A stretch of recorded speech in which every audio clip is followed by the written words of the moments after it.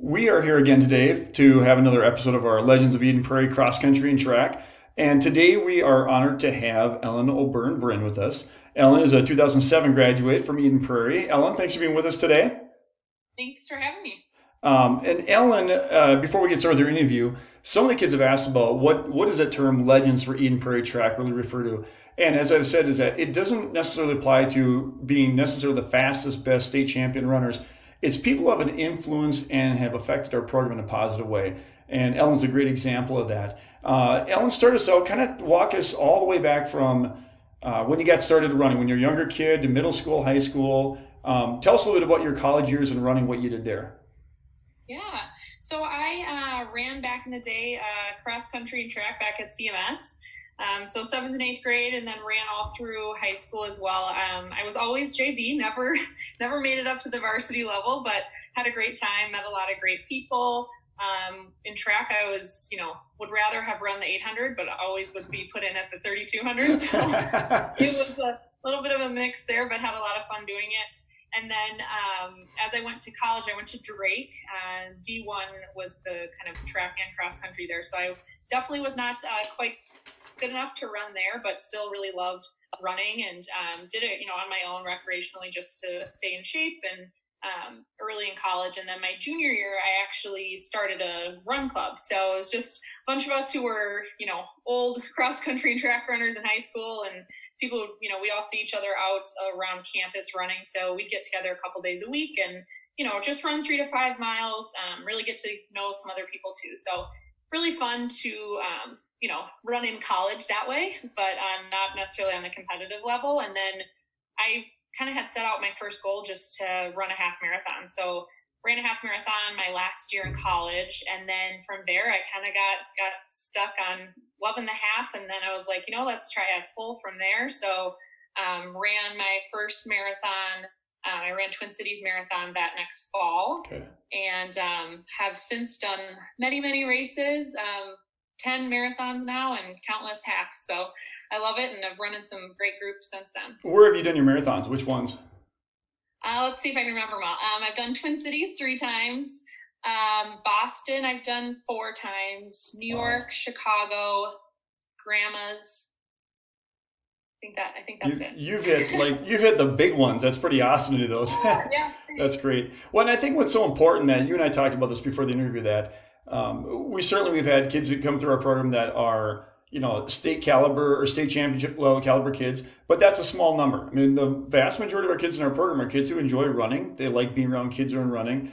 And one of the things that I always preach when you were in school that I still do is that our goal is this becomes a lifetime activity for you. That as you get older, you continue to run. And you're such a great example of that, which is I want to have you on here because you're somebody who certainly worked hard in high school and you enjoyed running. But you really started having a lot more success when you're out of high school. I'm going to share this numbering because I think it's just kind of cool that now when you were in high school, we ran a 4K for the girls cross country. It's now moved to a 5K.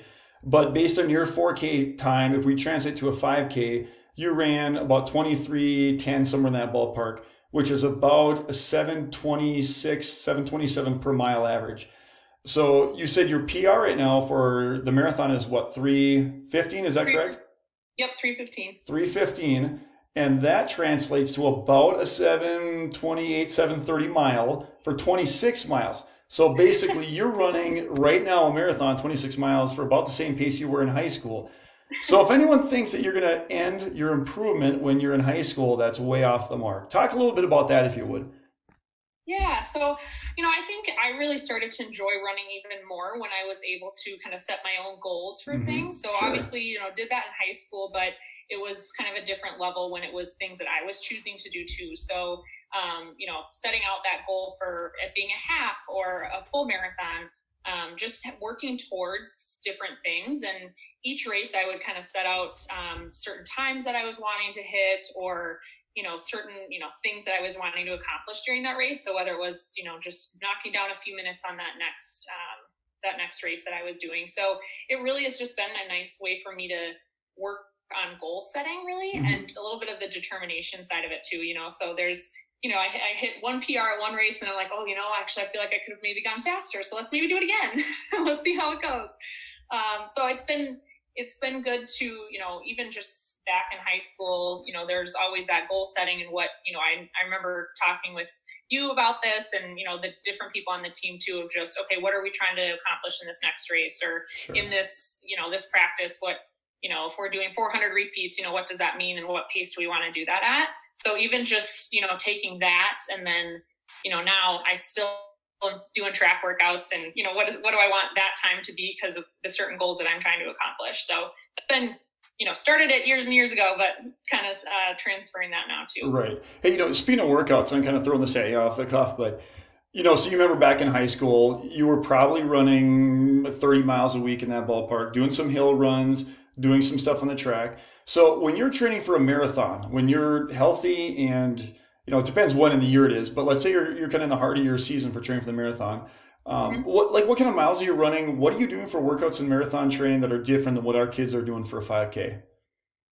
Yeah, so I've actually kind of changed it throughout the years. There for a while, I was like, it's all about the mileage. And, I was doing 55, 65 miles a week. And I actually ended up having more injuries doing it that way. So what I found that works well for me is, somewhere around, when I'm peak marathon training, somewhere in that, 40 to 50 mile range max. But I also do a lot of cross training. So those ab workouts that I remember doing back in high school in like the commons areas, do a lot of those, do a lot of strength training.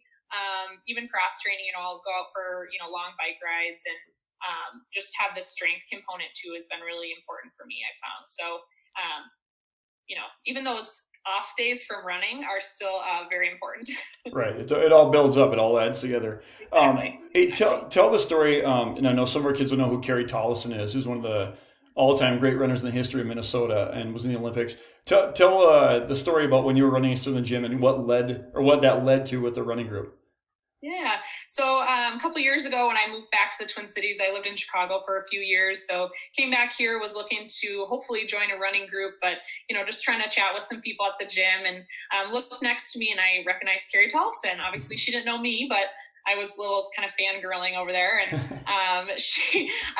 another woman was next to her on the treadmill. They were clearly friends and I got chatting with them. And anyway, they invited me to run in their running group that met at that gym every morning. And ever since then, so the past couple of years, I run with that group every, 2-3 days a week. So really great group of people, men and women, all different ages and speeds. And it's just a nice group and community to both help me run faster even, but also just enjoy the camaraderie of, all enjoying the same thing. So that's cool. You mentioned earlier about, just the dedication, the goal setting being a big part of what you do and you're running now. And that was a part of that in high school. When you look back, Ellen, what were some of the things that you think going through the program, through cross country and track, what are some lessons you learned that maybe in running or just in life in general have really been good ones for you to know in life that you look back and you think that was worth doing?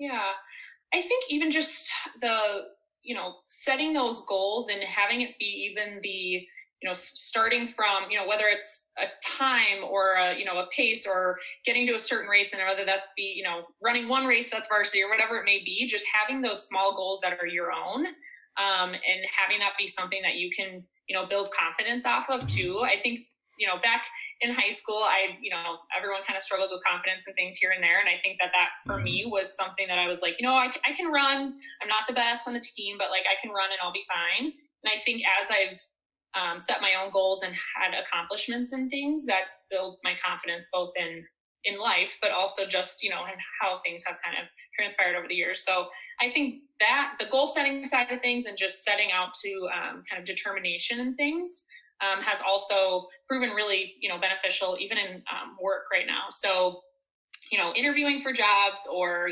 accomplishing certain things with clients or whatever that may be. I've actually had people say that they've actually look for endurance athletes when they're interviewing people, because there's a lot of endurance athletes have that similar mindset of, setting goals, being determined, that sort of approach. And it's, proven to be fairly beneficial. So yeah, exactly.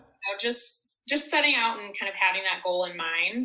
And I think also just the balance for me has been really important. So that physical and mental balance in what that, I'm very, I love chatting with people, meeting new people and all of that. But I think my running in particular is also kind of my me time, and is, whether that's me running with a group or me going out on a run by myself, that's kind of how I like to start my day. So it's, how you can set your mind, and, just start out on a really, good way for the day. Right. Again, it's just an important part of your life. And that's one of our goals for all of our kids, to keep doing this throughout their whole life, whether it be running or biking or skiing or just something that involves fitness and healthy lifestyle.